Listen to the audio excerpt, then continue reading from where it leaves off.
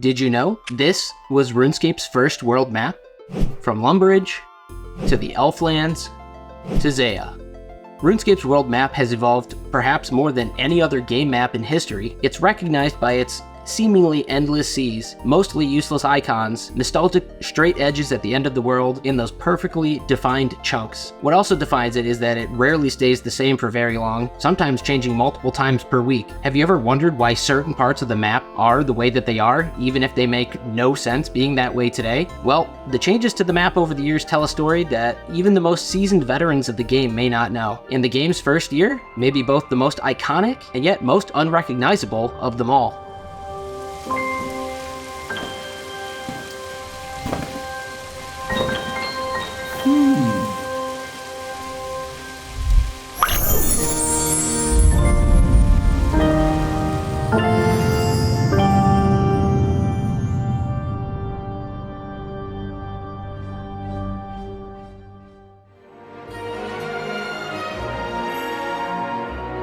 January 4th, 2001, the date RuneScape was first released, just 23 and a half short years ago. There were only 6 quests in the game. Varrock West Bank, formerly known as the Bank of Varrock, was the first and only bank in the entire game, and it only accepted coins. The Black Knight north of the Wizard's Tower was the most fearsome foe in the game at a harrowing level 46, and bread, meat, chicken, and spinach rolls were the only food in the entire game. Outside the game on this same date, baseball legend Michael Jordan scored his 30,000th career point in the NBA, just 5 short years after teaming up with the Toon Squad to save us all from the Monstars. AOL was kind enough to offer 1,000 free hours of high-speed dial-up internet up to a roaring 50 kilobits per second. Miss Congeniality sat at number 2 at the US box office, and, swearin' me mum, the Bob the Builder theme song sat atop the UK song charts. No, seriously, you can't make this up. Perhaps Andrew Gower had that song stuck in his head as he gave us our first official world map. This probably looks familiar to you as we are introduced to some iconic places like Lumbridge, Varrock, Barbarian Village, the Wizard's Tower, Draynor Manor, and Edgeville under its original name, Ghost Town. We even got the Edgeville dungeon and Varrock sewers as our first 2 dungeons. But what may stand out as particularly unusual would be this entire additional area of Eastern Varrock. Player-owned houses. Coming soon? If by soon, Andrew meant 282 weeks later, instance, and in an entirely different location, then that makes perfect sense. Otherwise, why was this here? Well, remember earlier when we learned that the Bank of Varrock only accepted GP and not items? Well, items were originally supposed to be stored in your player-owned house instead of the bank. And to be clear, these weren't instance houses. The intention was that players would own actual real estate in the game. That's right, Andrew Gower created the metaverse 2 decades before Mark Zuckerberg. If player-owned houses had actually been released like this, can you imagine their value today in RuneScape 3? If useless cosmetic hats are worth nearly 120 bill today, then actual useful real estate in the game from 2001 would probably be into the trillions, and the street value would have no doubt been far more valuable than anything in the metaverse, even without accounting for 20 years of inflation. At the time, it's unlikely that Andrew ever could have predicted how much the game would have exploded in popularity, so this limited housing project was probably feasible at the time with its smaller player base. And just like in the real world, there were houses of all shapes and sizes, and even some apartments or flats proposed as well. Basic 3x4 tile homes, 4x4 homes with a second floor and a 2x4 garden, and 6x6 houses with a second floor and 2x6 garden. There were also a couple of uniquely shaped 4-story buildings, likely meant to be the original clan halls. With PvP being enabled everywhere for everyone, the housing district likely would have been an all-out war zone, but rest assured that those of us who were perpetually broke in Classic had some more affordable spaces we could call home as well. There were several apartment buildings filled with floors and floors of 3x3 tile flats. Not ideal, but at least we could have had a small place to call home too. And to think, since the release of Construction in 2006, just 1k GP will now get you a private 8x8 parlor with an 8x8 garden in bustling downtown Remington.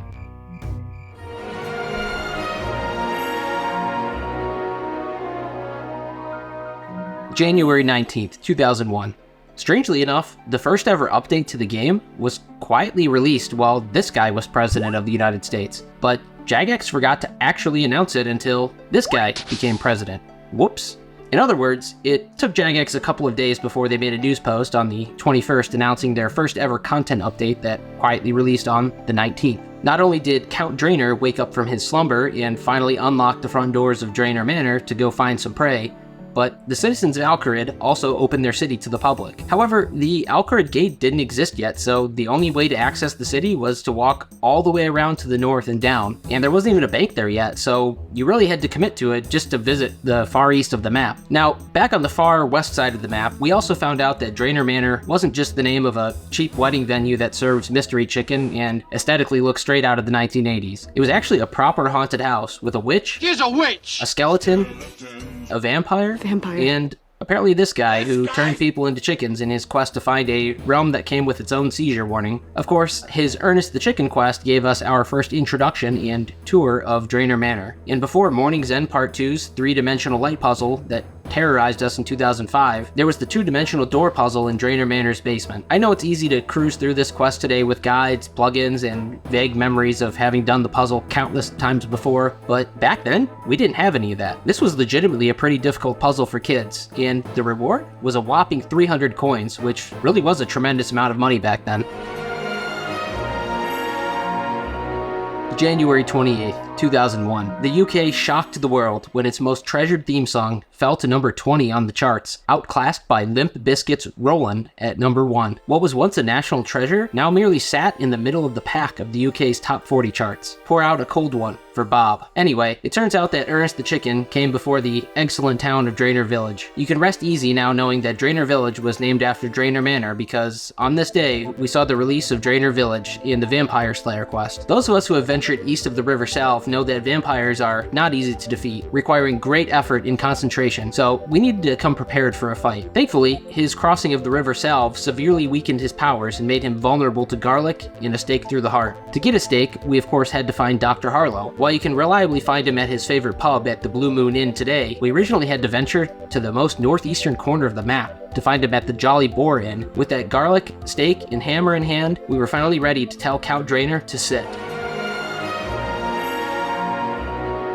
February 5th, 2001. The game had been out for a full month now, so it was about time for its first dungeon expansion, to the Varrock sewers. With that came a new fearsome boss to dethrone the Black Knight as the highest level monster, the spine-chilling Moss Giant. Its prize drop, none other than the spinach roll, a powerful strength-boosting food at the time. It was previously only available through some specific dialogue with Wizard Treborn during the Demon Slayer quest. With this expansion also came the deadly red spider, and therefore access to strength potions from the apothecary in Varrock, since the Herbaler skill didn't exist yet. Before this update, the only reliable way to boost your strength level was a +2 boost from beer. This update brought strength potions, and now a repeatable method of obtaining spinach rolls, as two superior alternatives that required traveling deep into this endgame dungeon. Strength potions only boosted your level +3 at level 1 denied strength. At every 10 level milestone, it would go up by an additional +1, so +5 at level 20 and up to +12 at level 90. Alternatively, the spinach roll gave a flat +5 boost regardless of strength level, so not a bad alternative at a lower level. Today in Old School, it's pretty easy to run past all the enemies to get to the back of the sewer to grab those red spider eggs, but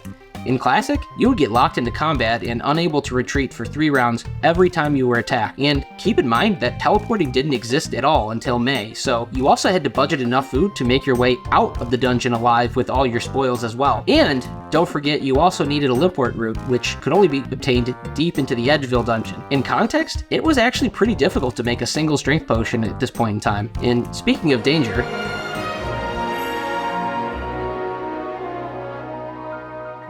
February 13th, 2001. After completing 8 dangerous quests, we had finally garnered enough influence across the small world to get some well-deserved and long overdue recognition at none other than the Champions Guild. Before quests were officially tracked on a formal list anywhere in-game, you just had to roam aimlessly around the world talking to everyone until you started a quest and manually kept track of your progress to completion. The unofficial system was aptly named Influence, and to enter the guild, you needed the max influence at any given time. This haphazard system eventually ran its course, and in May was replaced with the official quest point system. Eventually, it also locked in the requirement of 32 quest points that we know today, but not quite yet. What's interesting is that to use the Champions Guild door in either direction, you had to have all quests completed. This meant if you logged out inside the guild and Jagex sprung a new quest on you overnight, then you could be locked inside with no way out. To fix this, they installed a one-way emergency escape ladder upstairs that led you safely outside. But it's too bad you didn't have a real emergency escape ladder of your own when you stayed up playing for 2 days to get into the guild and forgot all about your big dinner plans on the 14th.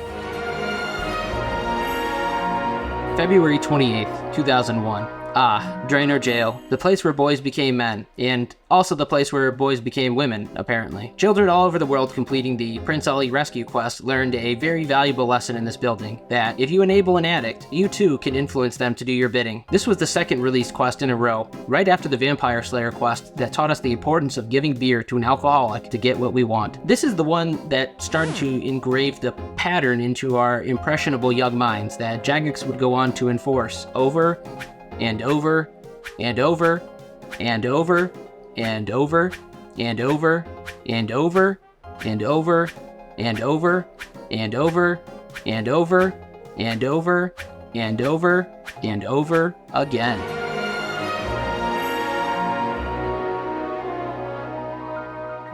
March 17th, 2001. What better day to continue with that theme than St. Patty's Day? Of course, brewing didn't get added to the game for several more years, but we did gain the ability to make wine alongside the release of the Cook's Guild. Although it would have been very fitting to be able to make some corned beef and hash, I'm afraid it wasn't quite so on the nose. What a coincidence that they chose this specific day of all days to introduce the ability to make our own alcohol though. Since this was only the beginning of the player's journey with alcohol, you could only drink wine in two separate halves. That may sound familiar because chronologically, this is the first tradable item released that would go on to be discontinued, but not removed from the game. What we also got on this date was our first batch of real food. We finally had more to eat than just bread, meat, and those mysterious appendages that seem to fall off of moss giants. We now had the ability to bake red berry pies, meat pies, and apple pies. Keep in mind the context here that the fishing skill didn't exist yet, so the only way to get relatively high healing food was to go through the relatively lengthy process of making pies, which have to be eaten in two separate halves. Much like making your own strength potions, it was a lot of work, but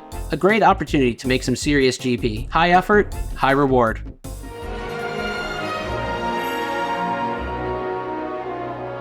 April 6th, 2001. We got our first ever major area expansion of the game. The map increased in size by about 50% with the release of Asgarnia, and more importantly, with Thurgo. Now, with this release also came the warming of relations between King Rold's Kingdom of Misthalin and Ceramic Vars' Kingdom of Asgarnia. As such, they were now willing to open their borders to each other, and both commerce and visitors could freely flow through the peaceful barbarian village. Also of note is that the two kingdoms... I'm sorry, but does anyone find it funny that as soon as the Cook's Guild released the recipe for red berry pie to its guild members, that just mere weeks later, Thurgo, the supposed last surviving member of the red berry pie-loving Imkando dwarves, risked the extinction of his kind by coming out of hiding, and it just so happened that one of the White Knights' most fiercely loyal and reliable squires just happened to lose his master's sword? Tell me that's not a coincidence. Is Thurgo a fraud? Did Thurgo launch an elaborate plot to steal the knight's sword just to swindle an adventurer out of a red berry pie? Is there a good reason why someone shaped like a thumb would be able to smell a pie all the way from across the map? I don't know. I'm just asking questions. Anyway, what were we talking about? After some successful peace talks, the kingdoms of Misthalin and Asgarnia opened their borders to each other. We, as citizens of Misthalin, now had access to our ancestral homeland of Asgarnia through this massive map expansion with such iconic places as the city of Falador, Port Sarim, Remington, Ice Mountain, the Dwarven Mines, Goblin Village, the Monastery, and the Asgarnia Ice Dungeon. The Bank of Varrock even opened a second branch and chose West Falador as the perfect spot to open its first ever expansion. Ice Giants surpassed their mossy cousins as the new strongest monster in the game, nestled among aggressive ice warriors in the back of the remote Asgarnia Ice Dungeon. That's a very long way away from Falador's West Bank. Now, you also probably again noticed that, like Varrock, the eastern half of Falador had also originally been set aside for the future player-owned house project, including a massive mansion. What's cool is that these buildings are all generally still there even to this day and have actually recently been repurposed. The smaller houses did end up being used as part of the construction skill through the Mahogany Homes minigame. The mansion, of course, eventually became the new home to the party room after Party Pete was evicted from Sears Village in one of the very last updates of RuneScape 2, prior to the old school snapshot of the game from August 2007, but for the time being, the area remained inaccessible. Later this month, the world would see the release of an animated blockbuster film, Shrek, a movie about an angry guy in a swamp who just wanted to be left alone, but got interrupted by an unwanted guest. That plot feels vaguely familiar for some reason.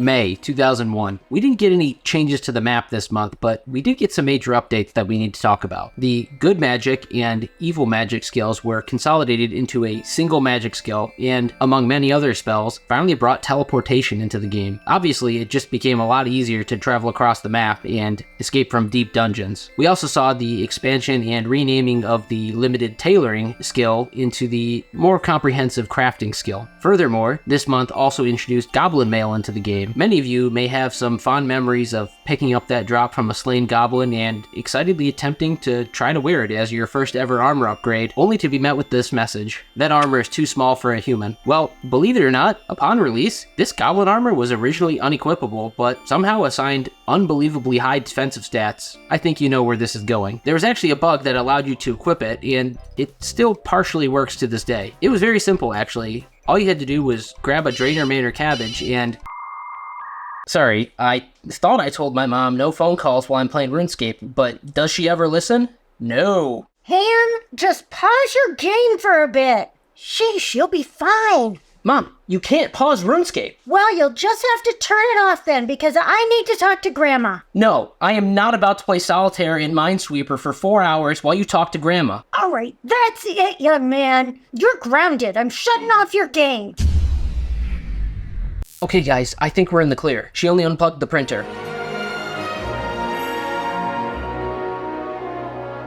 June 11th, 2001. Although reasonable arguments could be made whether the magic and crafting skills were released in January or in May, this day in June brought our first indisputable new skill, fishing, and with that new skill came an associated map expansion, a trend we'll continue to see with many new skills in the future. What better way to introduce this brand new fishing skill than to release the game's very first island? Still to this day in old school RuneScape, this dock remains the only place on the free-to-play map where lobster and swordfish can be caught, other than the deep wilderness and Corsair Cove. That means there are potentially children today testing out the non-member version of the game, experiencing the same things we did back in the early 2000s. Fishing levels? Nice. Fire please. Selling fire 10k. Also don't forget at this point in time, there are only 2 banks in all of RuneScape. Varrock West Bank and Falador West Bank. That's it. There is no Draynor Bank or Falador East Bank. There's also no Certers and Draynor yet. So to catch the best 2 pieces of food in the game, you had to catch a full inventory, head to the boat, agree to a cavity search, pay the fare, board the boat back to Port Sarim, walk all the way up to Falador West Bank, walk all the way back, board the boat back to Karamja, and get back to the dock to start fishing again. You could sacrifice some inventory slots to teleport to Falador if you somehow accumulated enough runes to level up magic that high of a level and somehow had enough money to afford those elusive law runes. To add even more time, if you chose to cook on a local fire please, don't forget that Cook X didn't exist yet, so you had to manually click every piece of raw food on the fire and pray that you didn't burn too many. Power leveling fishing wasn't quite as prevalent then as it is today, mainly because food was very valuable at the time. With all this effort, you could have made some good money here providing the food for the various clan wars going on all over the map. If you were patient or wealthy enough to obtain a good amount of food, you may have been prepared to face the greatest horror that Gillinor had ever faced to date, the Lesser Demon, located within the Karamja Volcano Dungeon. While the standard drop table seems pretty disappointing by today's standards, to be fair, it hasn't changed much in 23 years, it was pretty good back then. However, the big drop wouldn't be released for another month and a half.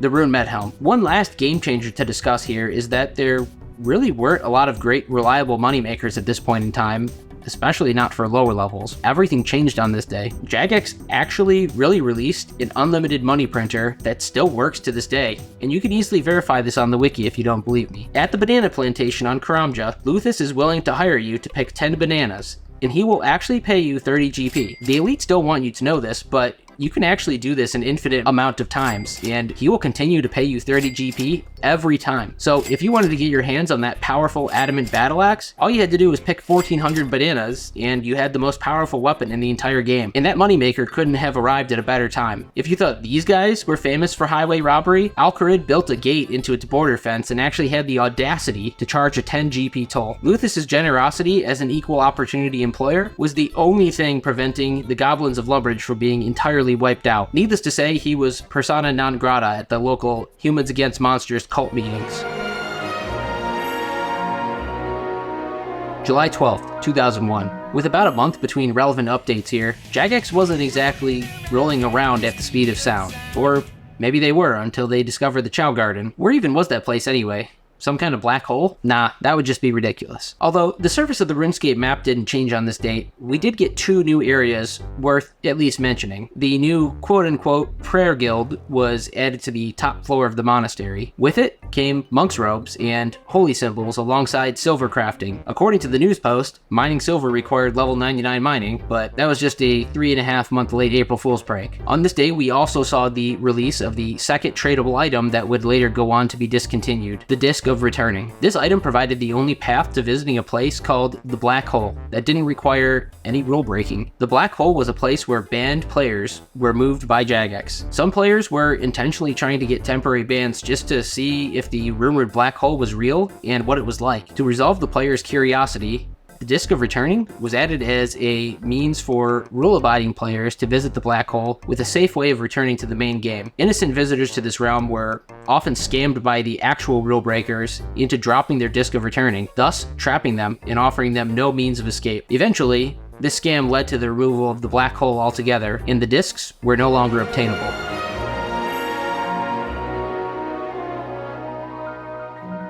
July 26th. 2001. Speaking of discontinued ideas, on this date, player-owned houses were removed from both Varrock and Falador and replaced with new eastern banks in both cities. Unfortunately for him, Mark Zuckerberg clearly didn't learn this same lesson with his cancellation of the failed metaverse. Andrew Gower at least had the good sense to retreat and regroup without wasting $46 billion along the way. With the removal of player-owned houses also came the ability to store items besides just coins in the 4 banks that existed. That's right, as an apology for giving up on player-owned housing for the time being, Jagex added 2 new branches of the Bank of Varrock, where the housing developments once stood. Jagex also slightly changed the shape of the map everywhere and added some additional icons. In Varrock, their housing development was removed altogether. In Falador, most of the buildings remained, including the mansion that would eventually go on to become the party room, and the little houses that would eventually go on to be used for construction training in Old School via the Mahogany Homes minigame. Also, just a quick fun story involving that mansion from Classic. While I was a fresh noob exploring the map in-game, I happened to go upstairs in this mansion on the right world at the right time. I intercepted a drop trader and ended up with 3 rune 2-handed swords, a strength amulet, and a couple of other mind-blowing upgrades for a total noob who couldn't even use any rune items yet. Must have been a terrible day for the other guy, but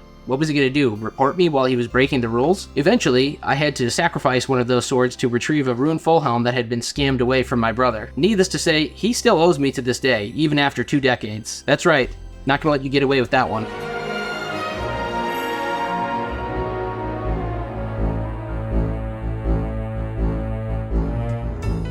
You know me, the fighting freak Knuckles, and we're at Pumpkin Hill. You ready?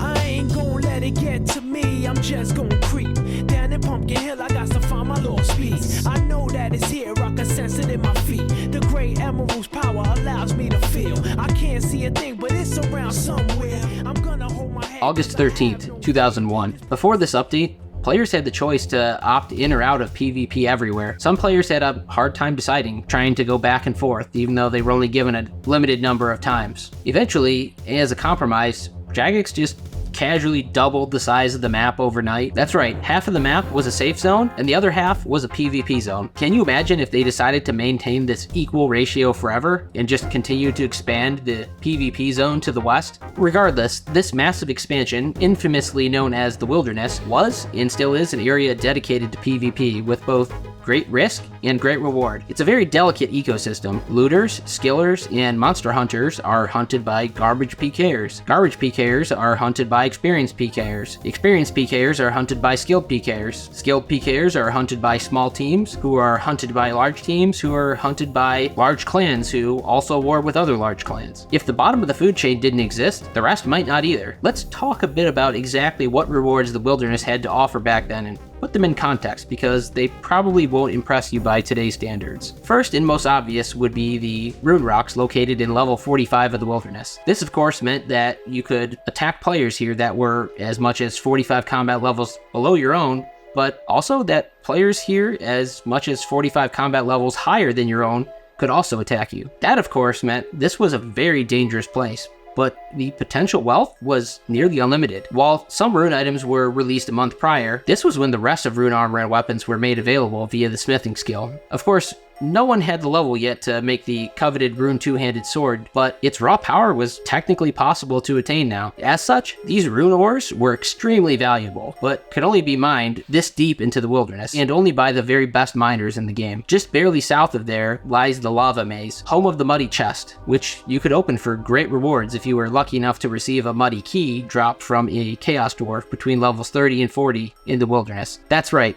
These were the original Laren's keys. Instead of a random loot roll, it was a guaranteed drop of 8 items that would use up a significant chunk of your inventory space. Don't forget that worn equipment was worn out of the inventory rather than a separate equipment menu, so your inventory was now bogged down by your gear and these 8 items. So your food was now limited to escape, and there's no teleporting out, at least not this deep. And the monsters guarding this chest and maze were no joke back then. The ruby could be used to make the Amulet of Strength. The runes were very powerful runes back then and very hard to come by, especially in any significant quantities. Also found within the lava maze were some familiar spawns that are still good moneymakers to this day for low-level accounts and old school. The steel plate body and the earth staff. Even back then, those plate bodies sold for a whopping 1200 GP, which was still quite a lot at the time. These weren't the only valuable spawns in the wilderness though. Just east of the lava maze, the Sapphire House could be found on what we may recognize as the Spider Hill today. Chaos runes could be picked up just south of there. Big bones were released into the game on this day as well and could be found on the ground on the east side of the wilderness to speed up your monotonous prayer grind. Places like the Wilderness Bandit Camp, Dark Warrior Castle, Red Dragon Isle, and Central Wilderness Ruins didn't exist yet, so we'll have to circle back on those spawns and features later on. Just west of the northeasternmost point of the deep wilderness also played home to a new highest level monster in the game, the terrifying Greater Demon, clocking in at a whopping level 87 and offering the drop of a brand new best helmet in the game, the Rune Full Helm. As you can tell, there were a lot of non-PvP activities, resources, and rewards in the wilderness to entice everyone there. This is just how the wilderness has always been, and anyone complaining about being quote-unquote forced into the wilderness today is either ignorant of its origins or aware and disingenuous at best. But fear not, wilderness haters, as you weren't entirely forgotten about on this date either. First, the place known as Ghost Town was renamed to Edgeville. This newly revitalized and resettled town would also claim the 5th ever branch of the Bank of Varrock. These updates made sense to support the new wilderness update. Also, according to the wiki, the Mining Guild was released on this date as well, but I suspect it was actually added with the update on July 26th, since the Mining Guild's Falador entrance was added to the map on one of these two dates, and it would have made more sense for it to be added alongside the removal of player-owned houses from Eastern Falador. At the same time, the East Bank was added right next door. You'll notice that most of the map updates tend to be bunched together in the same area, and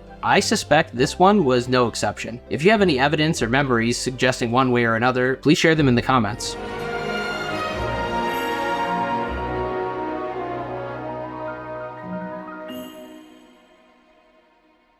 September 23rd, 2001. We had to get to this depressing month sooner or later, I guess. No jokes or snappy comments this time, so we'll just get right into it. This update brought us the most indisputably iconic quest in the entire history of RuneScape, Dragon Slayer. With that came 3 updates to the world map as well: Melzar's Maze, Port Sarim Jail, and the island of Crandor. And who could forget the ability to wear the most iconic item in the game as a reward, the Rune Plate Body in all its glory. And the release of this quest has a pretty wholesome story. Back in Classic, an NPC could only talk to one player at a time, so when this prolific quest was released, needless to say, there was quite a lot of players all trying to complete the quest at the same time, and it created quite a bottleneck when it came time to talk to Oziak. Instead of a mad dash of players spam clicking to speak to him, they actually queued up in an orderly fashion, and everyone waited their turn. Someone was even kind enough to sell hot dogs to anyone hungry while waiting in line. It reminds me a lot of the task to kill the caged lesser demon at the top of the Wizard's Tower during leagues. Just very wholesome. However, the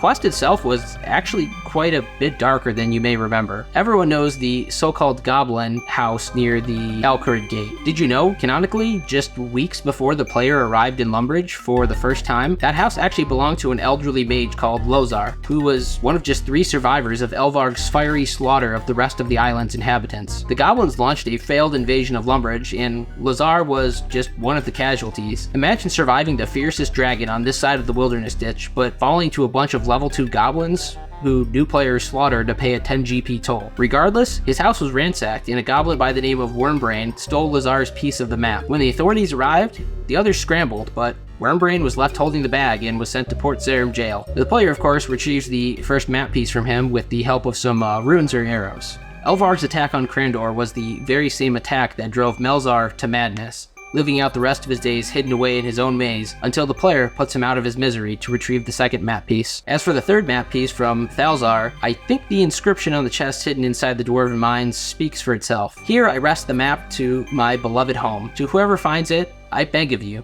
let it be. I was honor bound not to destroy the map piece, but I have used all my magical skill to keep it from being recovered. This map leads to the lair of the beast that destroyed my home, devoured my family, and burned to a cinder all that I love. But revenge would not benefit me now, and to disturb this beast is to risk bringing its wrath down upon another land. Eventually, the player avenges all three of them and slays the foul beast Elvarg, the new highest level monster in all of RuneScape. And man, was that the greatest feeling in the world or what?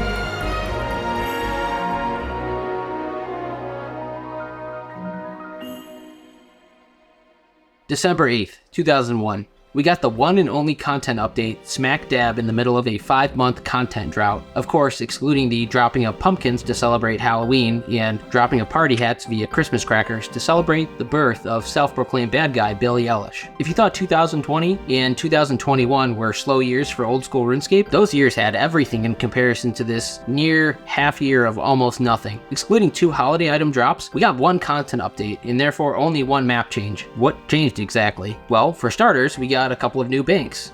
The first in Kharid, the second in Draynor Village, though that was only one piece of the update to Draynor. The wise old man hadn't quite moved to town just yet, but that doesn't mean we didn't get to first meet some now familiar faces. Before Niles, Miles, and Giles retired to travel the world and ask us to identify a fish for them, these brothers made their fortune in the certificates business. You see, in Classic, there were no such thing as banknotes. If an item wasn't naturally stackable, like arrows, runes, and coins, then each individual item would take up its own full inventory space. This became pretty cumbersome when it came time to trade large quantities of goods because you could only trade 29 or 30 items at a time at most, so to trade a large stack, you would need hundreds or thousands of trades with another player. To get around this, these 3 familiar faces set up a shop here as Certers, who would exchange non-stackable resources for stackable certificates, and vice versa. So instead of trading another player hundreds of times, you could trade them once, and instead trade with the 3 brothers hundreds of times instead, and each one of them had their own specialization. Instead of manually trading a load of iron ore 26,000 tons more than your inventory weighed empty, Giles would take care of that for you, constantly asking for more weight. He was our main man for almost anything you could mine, specifically iron, coal, silver, gold, and mithril. Niles here was our fish expert, willing to be the middleman for both raw and cooked lobsters and swordfish. The best food in the game up to that point. Unless this guy was secretly a Majorat constantly casting ice barrage on the food supply every 20 seconds, then I have no idea how he managed to keep the fish from rotting. All that cooked fish probably made the whole town smell like the microwave at my office after lunch. Miles was our expert on all bars: iron, steel, silver, gold, mithril, Blue Moon, Jolly Boar, Rising Sun, etc. With a job that monotonous, it's no wonder he drank himself blind and couldn't tell the difference between a fish and a bowl. While this was an extremely useful quality of life update, it's a bit of a stretch to call this any significant amount of new content. What exactly was Jagex up to that this was the only update for 5 months? Maybe Jagex employees were too busy having Halo LAN parties at the office. Maybe they were hyper-focused on who on staff could main Fox the best in Super Smash Bros. Melee.